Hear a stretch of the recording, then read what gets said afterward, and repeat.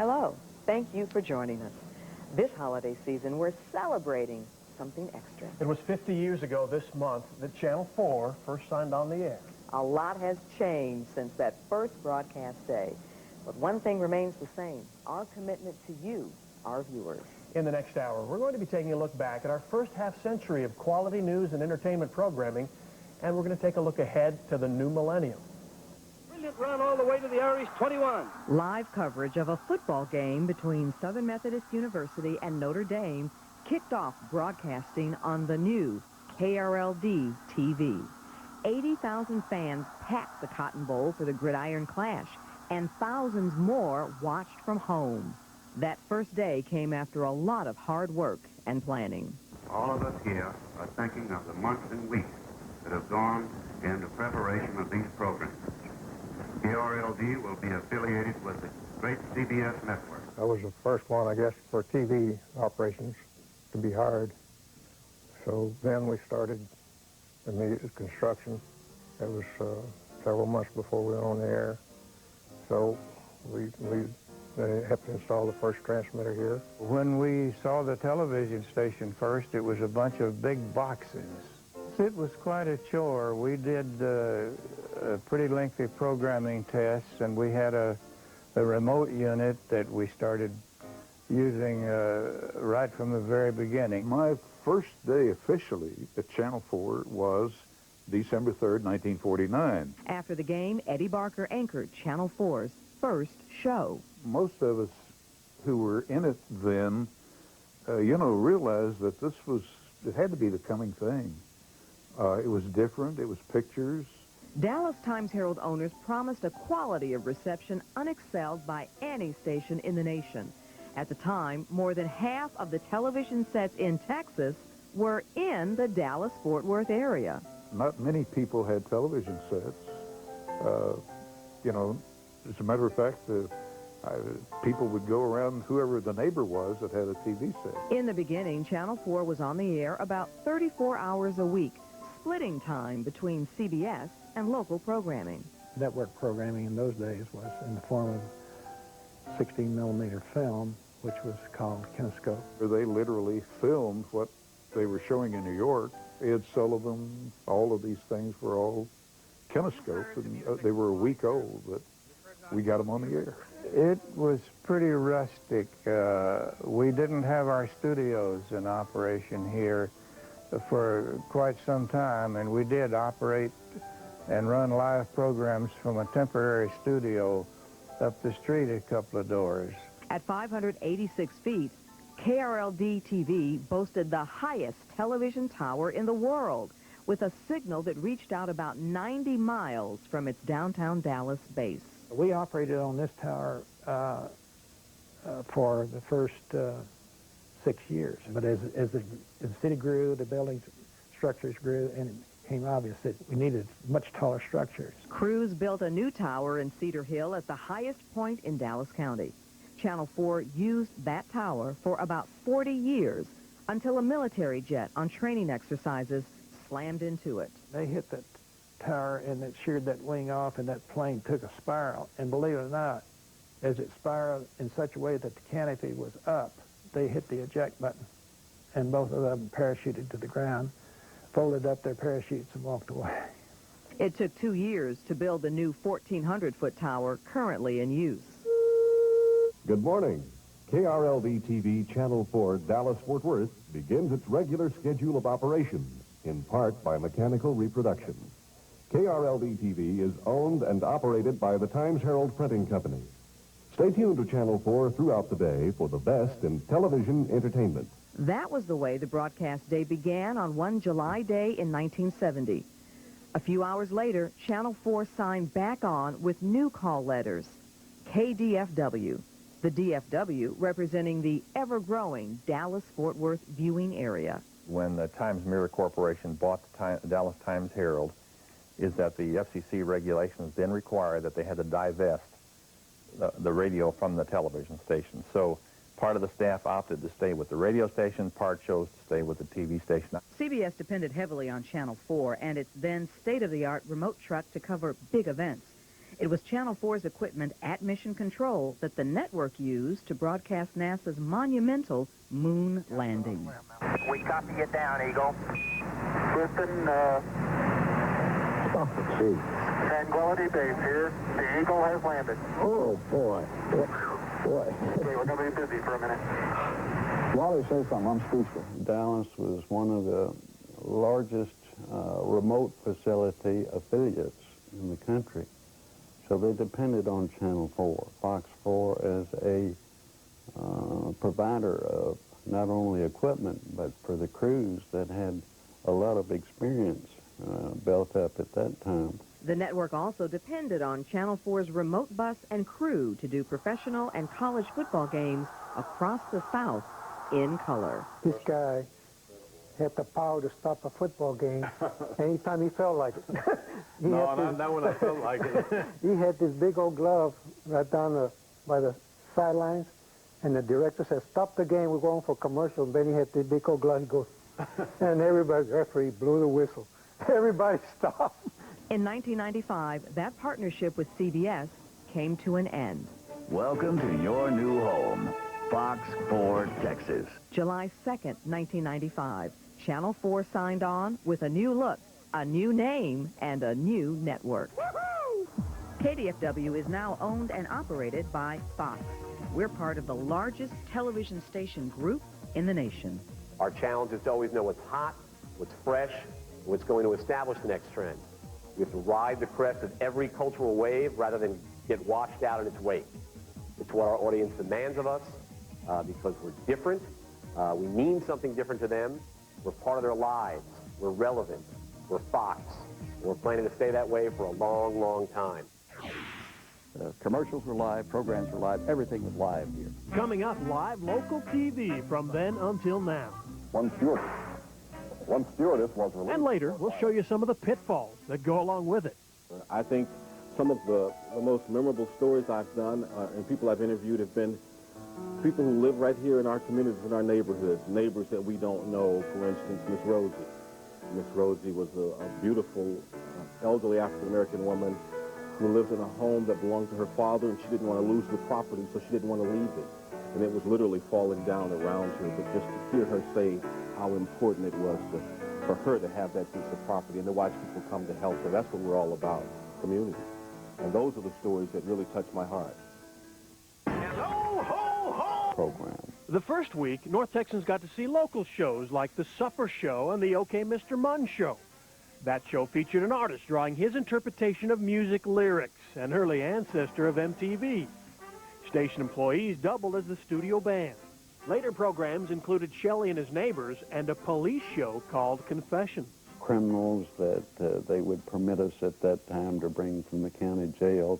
Most of them were murderers and rapers and the like, and we would interview them as to where they had gone wrong in their lives, and it was very interesting. This place was just a constant source of activity with people moving in and out. Bill Mercer hosted one of Channel 4's most popular programs.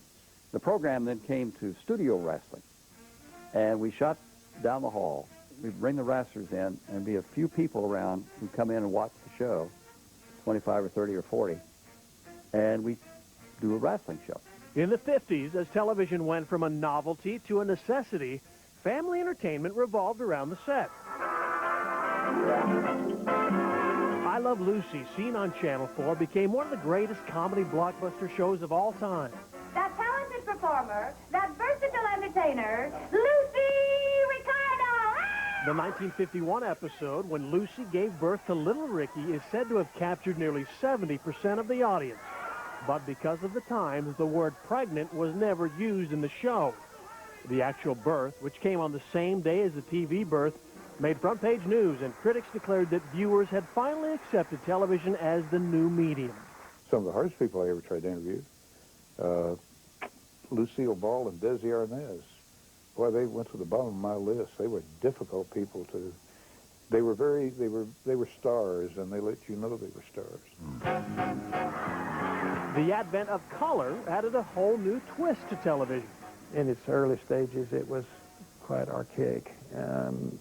and very limited as to the program available. Probably the first network show that we carried was maybe The Wizard of Oz. You have to see the wizard, the wonderful Wizard of Oz. In 1971, a mid-season comedy with serious undertones brought up subjects that had never been mentioned on television before. All so they can go away and live with a bunch of commie slobs. Daddy, they're not communists, and you know it. They're members of a farming commune. People who live in communes are communists. All in the Family's brashness offended many and altered the nature of television entertainment. But it was a drama that brought the most attention to KDFW and the Metroplex. Dallas debuted in 1977, portraying the city as a rich mecca of oil, cattlemen, and beautiful women. Well, the people in Dallas didn't like it because they felt like this unfairly presented the greed or the bad morals of Dallas and so forth. Tourists from around the world flocked to South Fork in Collin County, hoping for a glimpse of the famed Ewings and the people who played them. In the 1980 season, producers left viewers hanging with the question, who shot J.R.? More than 83 million viewers across the country tuned in to get the answer. It was you, Kristen, who shot J.R. That show posted the most viewers ever until another Channel 4 show captured the title a little more than 2 years later. The season finale of MASH still holds the honor of the most watched show ever. The CBS network finale on Channel 4 came in 1995. Now, Fox 4 viewers watch such envelope-pushing programs as The X-Files, Ally McBeal, and The Simpsons. As the number of television sets has grown, so has the number of hours of programming at Channel 4. From 34 hours a week in 1949 to 24 hours a day now. Along with Fox programs, local shows still play a key role at KDFW.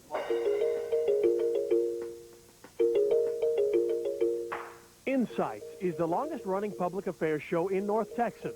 Insights will be celebrating its 20th anniversary in January. And when I think about that, it makes me very tired, but it also makes me very happy because what we've tried to be over the years is a voice and a place for African Americans and other ethnicities to present their stories. And these are normally stories that you wouldn't see on a newscast because there's just no time. This is the news station, Fox 4 News. Also important to Fox 4 viewers and critical to KDFW's continued success is the 7.5 hours of news every weekday. This is Good Day Dallas. That includes a lively 4 hours of morning programming. I think I'm about to fall off. I got your bag. By me, Mom. Okay, that's coming up tomorrow. No, I'm not a ventriloquist, as you can see, but I'm trying. Right now, everything's accident-free on the major freeways. Go, baby, go! That's all right, Julia. More fallout from last February's pilot sick out.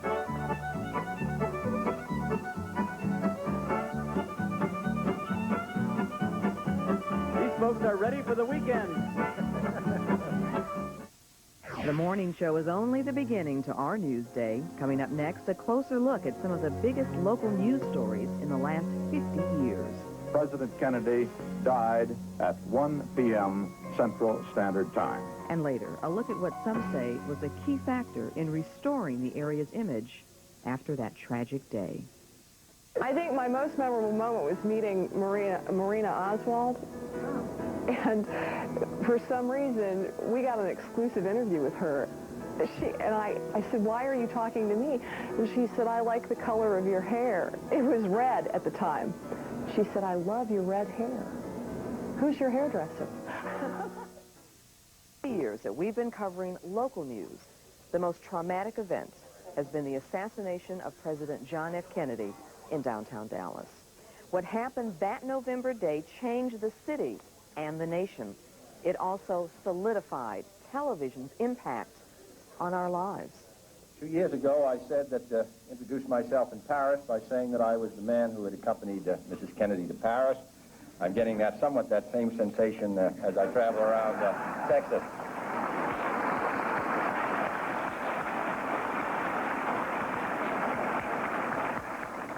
Nobody wonders what Lyndon and I wear. Channel 4 brought viewers the president's speech in Fort Worth, his arrival at Love Field, and the motorcade as it wound through downtown Dallas. And the crowd is absolutely going wild. Live coverage ended, and crews waited at the Trade Mart for a president who would never arrive. We heard the sirens coming down the Industrial Boulevard, thinking it was the president coming to the Market Hall, but it was actually the ambulance and the police taking him to Parkland Hospital. I'll never forget, I saw one of the Secret Service men walking fast down the aisle, and I stopped him and said, "Hey, what's going on?" And he says, "Wes, the worst has happened." So I was on the air when the president was shot. After that, it was just mayhem. People running around everywhere trying to find this person, that person. News director Eddie Barker was one of the first people to report the president's death. We have just been told by a member of the staff at Parkland Hospital the president is dead. Not long after that, Walter Cronkite confirmed the news for the nation. From Dallas, Texas, the flash, apparently official, President Kennedy died at 1 p.m. Central Standard Time, 2 o'clock Eastern Standard Time, some 38 minutes ago. All of a sudden, it happened, and he was dead, and here it was on television. Here it was in your living room. And for those of us who covered it, it was a very powerful experience that I doubt that we'll see that kind of reaction to a story again. This is Channel 4 News at 10, a special edition. A comprehensive report on the crash of Flight 191. In August 1985, another major tragedy in North Texas. That kind of carnage I've never seen before or since. And of course, a lot of it we couldn't show on television.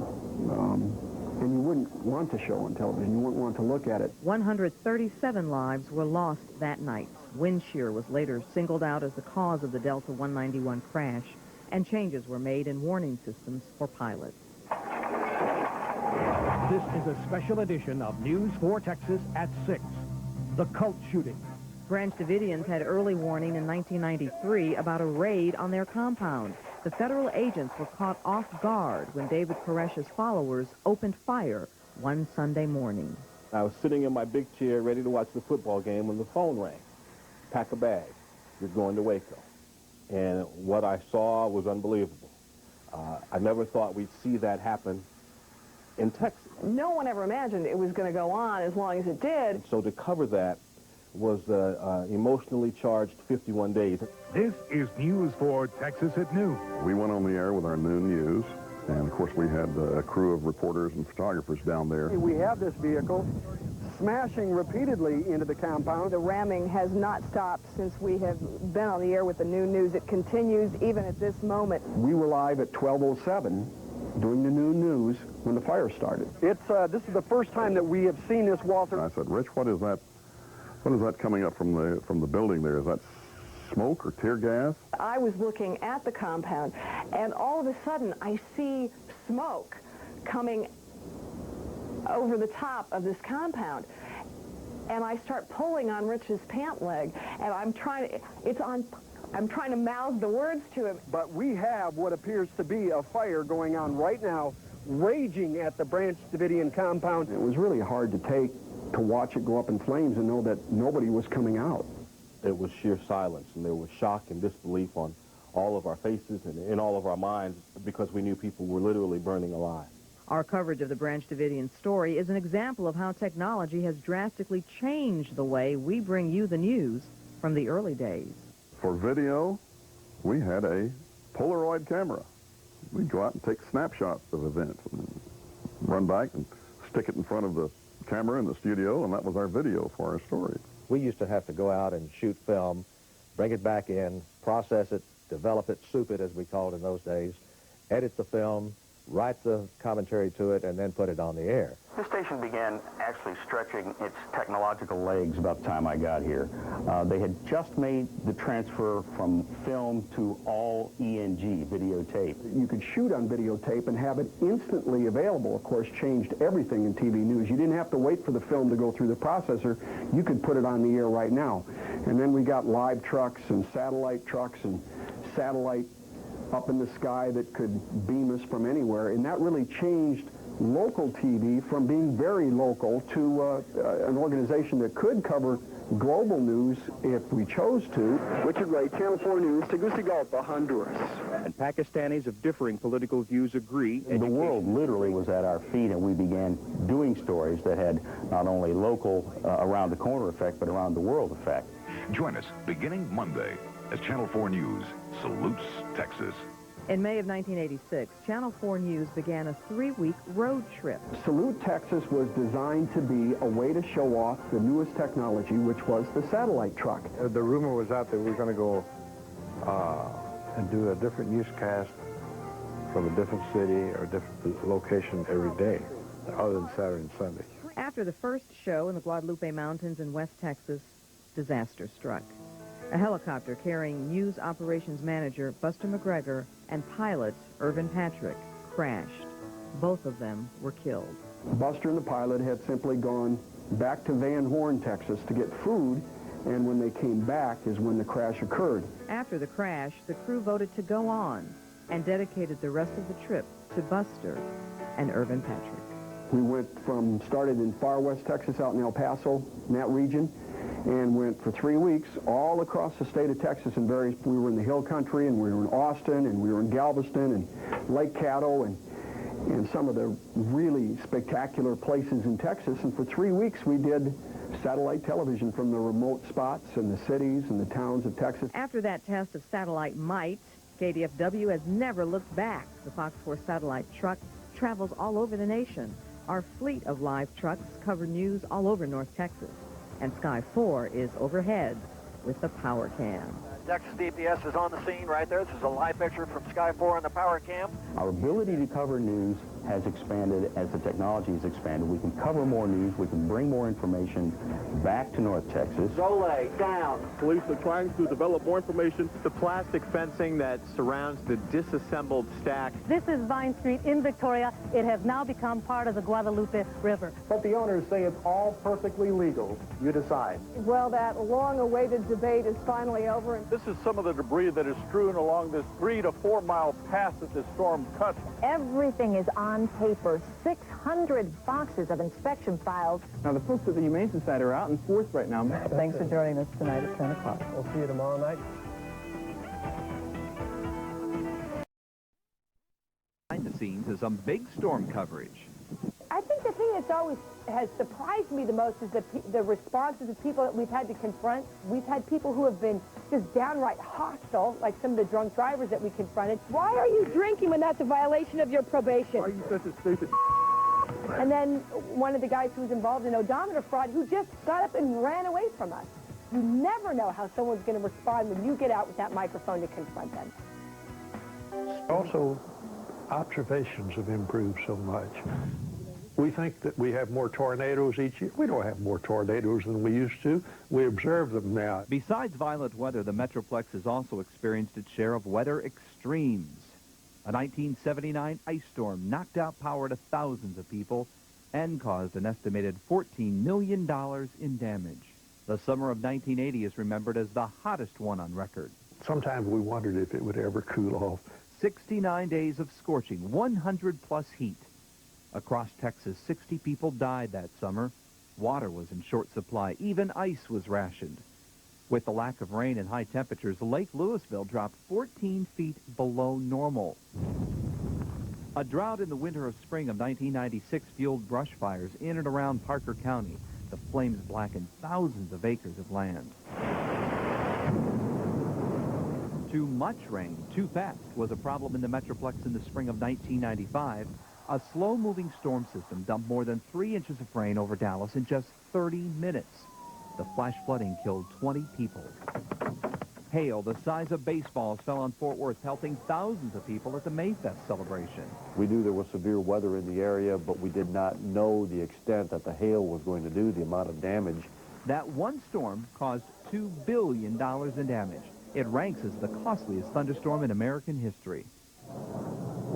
Our cameras always seem to be in the eye of the storm. From the beginning, Channel 4 covered hurricanes all over the southeast. We'd have news film in our hand, but nothing to do with it because nobody was traveling. There were no airplanes were flying, so what we would do is go to a truck stop and find a trucker headed to Dallas and get him to agree to take carry this film and meet somebody at the corner of Griffin and Pacific. For many years, I chased every hurricane that threatened the Gulf Coast or the East Coast of the United States, and we caught one in Charleston, West Virginia, Hurricane Hugo. We were getting ready to do the 10 o'clock live shot from Charleston when the hurricane came ashore. We were just outside the door. I'm standing, it was like trying to do a live shot in a swimming pool because the water is just blowing sideways, and it's incredible amounts of water and the highest winds I've ever experienced. And Max Stacy was one of the photographers, was trying to run a backlight, and he got slammed up against the wall, and I had a parka on, and it blew up and started to strangle me, and all this about a minute and a half before we're supposed to go on television, on live in Dallas. So I ripped off my parka, and they got everything together, and somebody else gave me a jacket, and I put it on, and got back, and not 5 seconds later, Clarice pitched it to me. Channel 4's Richard Ray is standing by live in Charleston. Let's join him now. Rich? Clarice standing by. It's kind of a misnomer. We have a little bit of trouble standing up right now. Viewers never knew all that led up to it. Weather affects everybody, whether it's the station manager or the news director or the janitor that sweeps the floor or the fellow that's out of a job. Weather, it makes a difference to all of us. And that's something that hasn't changed in the past 50 years. Your need to know what's going on now, what the weather will be like tomorrow, demands that we keep up with the latest technology so we can keep up with the weather. Years ago, viewers were happy just to know if it was going to rain. But today, thanks to technology like the forewarned Doppler radar, we can tell you when the rain will start, how much will fall, if the storms will be severe, and when it will all end. Things only dreamed about in the early years. But the greatest resource we have is you. Our Fox 4 weather trackers call into the Weather Center every night and help us keep track of the weather all over North Texas. The latest technology, you and Channel 4, a life-saving combination for the past 50 years and into the new millennium. I'm Mike Ducey. Up next, the changing face of North Texas sports in the past 50 years.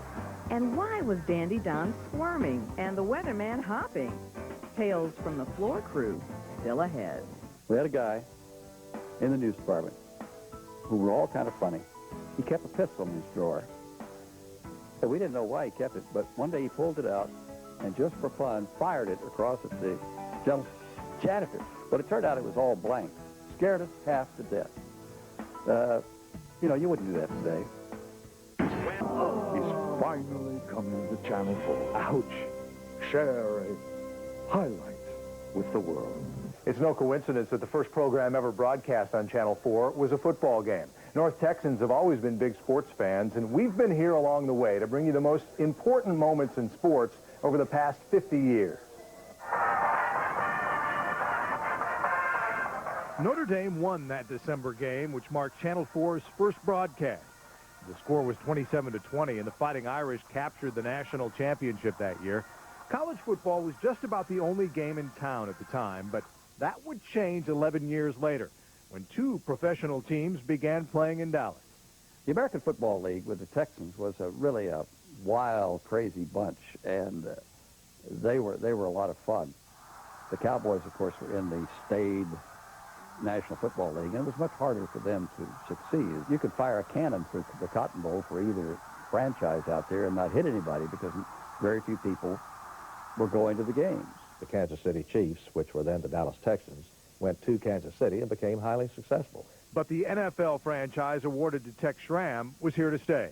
Schramm hired former University of Texas and New York Giants star Tom Landry, and the Dallas Cowboys became part of the North Texas culture. I don't think people remember how bad it was when they first began. The ups and downs of the Cowboys, dubbed America's team by an NFL film scriptwriter, have brought more attention to our area than anything else since the Kennedy assassination. Makes the catch at the 5, touchdown! What did more to bring Dallas out of that awful, horrible place? The Dallas Cowboys. After some frustrating years, the Cowboys won a Super Bowl, beating Miami in January of 1972. That was the first of 5 world championships captured by the Cowboys. The off-the-field maneuvering has been big news to Channel 4 viewers, too. When the Cowboys were sold, KDFW carried the announcement live and introduced viewers to new owner Jerry Jones. There is no substitute for winning. I know that's a cliche, but we must win. We will win. Viewers watched as Jones hired, then 5 years later, fired Jimmy Johnson and brought in Barry Switzer, and later, current head coach Chan Gailey. Long before they took their first snaps as Cowboys, two players were familiar to Channel 4 viewers. In the 1964 Cotton Bowl, Roger Staubach quarterbacked the Naval Academy, and 15 years later, UCLA's Troy Aikman led his team to a Cotton Bowl win over Arkansas. Fox 4 is now the television home to the Cotton Bowl. While football continues to be dear to the hearts of Texans, other sports are also taking hold. In April of 1972, the Washington Senators became the Texas Rangers. Legendary hitter Ted Williams was the first manager of the struggling Major League club. A former Channel 4 sportscaster turned Dallas mayor helped lead the charge to bring a team here. The three mayors, Mayor Stovall of Fort Worth, Mayor Vandegrift of Orange, and myself went to Boston and pled our case. And when we did plead our case, Tommy used the line that we, Arlington, was the dash between Dallas and Fort Worth. And then he pointed out that I had been a sports announcer, and the fact that I had been elected mayor would indicate that this really was a good sports town. After dismal records through most of the 70s and 80s, the Rangers have made the playoffs 3 times in the last 4 years. The Rangers win the West! And this year, pitching legend Nolan Ryan was the first Ranger inducted into the Hall of Fame. My ability to throw a baseball was a gift. It was a God-given gift. And I'm truly appreciative of that gift. The Dallas Mavericks came to town in 1980 playing in newly built Reunion Arena. The Reunion Rowdies led the cheers as the Mavericks made the playoffs in their 4th year. A revolving door of Mavericks coaches and players has left the team struggling in recent seasons.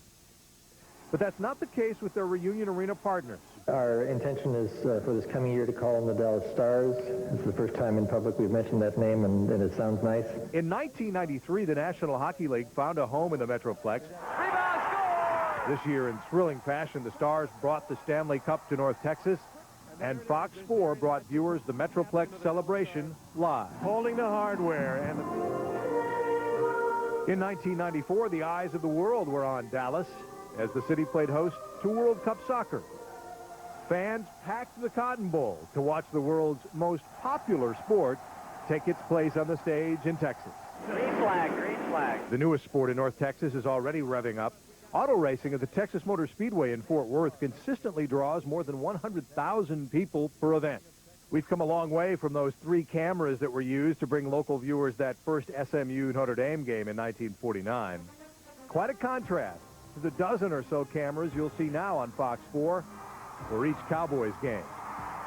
What does the future hold for sports here? Area leaders are trying to lure the 2012 Summer Olympics. And the $325 million American Airlines Center for the Stars and Mavericks is under construction near downtown. Tip-off for that scheduled in fall of 2001. And this bulldog leaps in the air, turns around with his tail facing the camera, knocks his empty beer cans all across the studio, and he lands in my lap, his head here and his tail sticking up at the camera. And I got a lap full of bulldogs. Up next, some of the most memorable moments on Channel 4. The joke around the newsroom here at Fox 4 is that there isn't a part of my body that hasn't been either examined, poked and prodded, that viewers haven't seen. And I beg to differ with that joke to some degree, but I have had a lot of parts exposed. Oh, well then give her the phone. It took a month to put that story together. And when we did, Channel 4 was deluged by phone calls. As a result, the city admitted that the system didn't work. Changes were made. And that is the story of which I'm most proud, because the system needed to be fixed, and it responded to the information that we gathered and presented to the public. Because of that story, I received the George Foster Peabody Award, which many people feel is the highest award a broadcast journalist can receive. I think probably the most memorable story that I ever covered was the one that I did with the nursing home.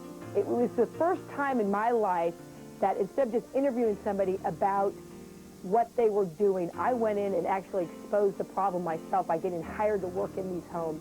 Some of my most memorable moments would have to be some of those stories where people have turned themselves into me. It's happened maybe 5 times in the last 9 years, and probably the most memorable would be Leopoldo Ramon, who, along with his 2 sisters, robbed the bank in Oak Cliff and eluded police for about 4 days. That was a lot of drama, high drama across the city, and he ultimately surrendered, and we negotiated, brokered his arrest. We had covered Bill Hudson, a Fort Worth school teacher who needed a liver. He needed it for a year or he was going to die. He waited and waited and he finally got it. And then we brought the widow of the donor together with Bill for the first time in his living room in Fort Worth. And they met and they shared that moment. And I remember standing back and trying to stay out of the way, and I still have goosebumps right now. Sometimes the most memorable moments for Channel 4 employees happen when they least expect it on live TV. I think I was doing the newscast solo at the time. And it was during this period when there were a lot of airline hijackings. And I was reading a hijacking story when all of a sudden a light bulb overhead blew up. One stewardess was released. It sounded for all the world like a gunshot. I didn't dive under the desk, fortunately, but it was a memorable experience for me.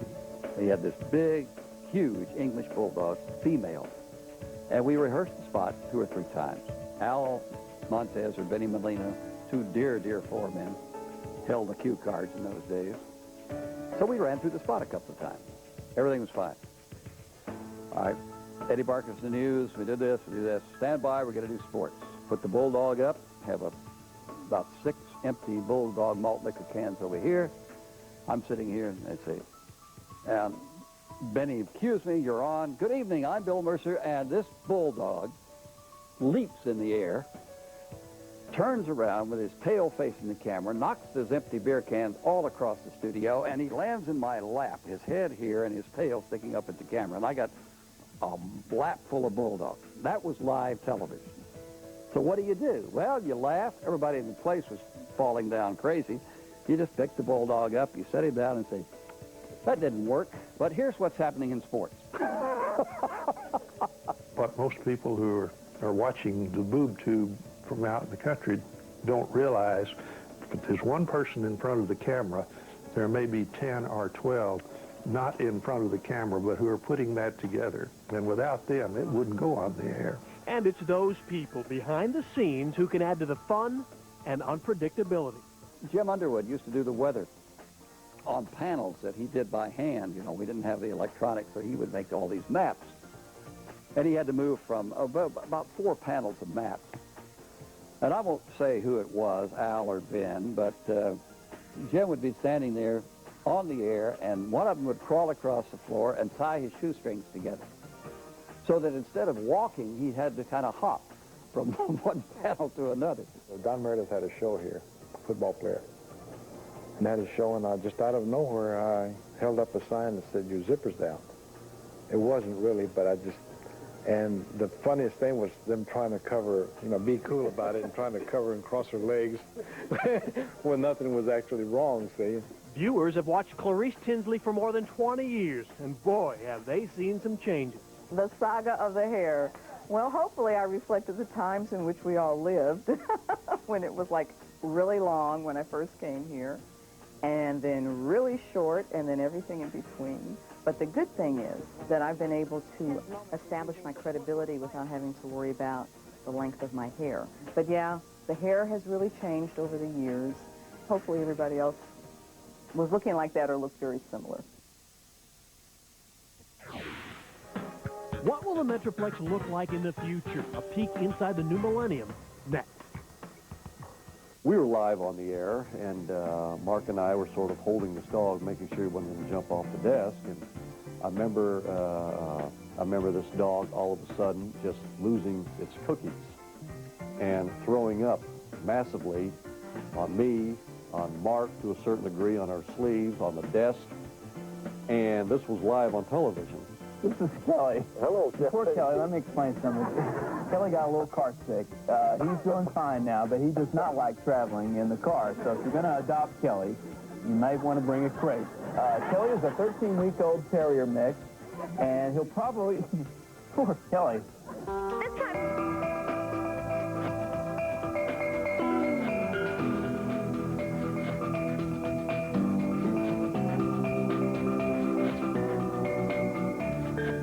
We've come a long way in the 5 decades since we first went on the air.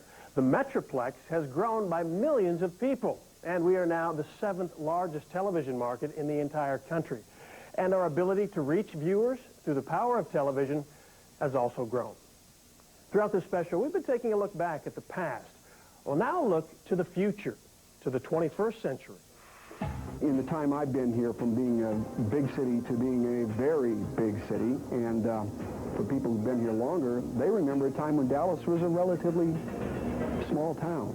We will see another 2 million people come into the Metroplex. It is expected there will be close to 7 million of us in the next 20 years.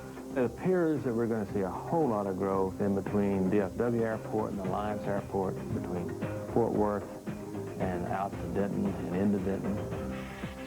With that growth come problems. The Metroplex today, the thing that just blows me away is this traffic. Areas that now are slightly congested are going to be heavily congested, and those that are really heavily congested now will only get worse. Eastland hopes expanding mass transit will alleviate some of the problems, but he predicts we'll be paying more taxes and tolls to help finance new roads. Despite the added traffic, air quality may actually improve. We'll even see cleaner engines. We'll see it on heavy equipment. We'll see it on diesel trucks, that sort of thing. Plus, we're going to see cleaner gasolines, and so that will definitely help. More people mean more jobs.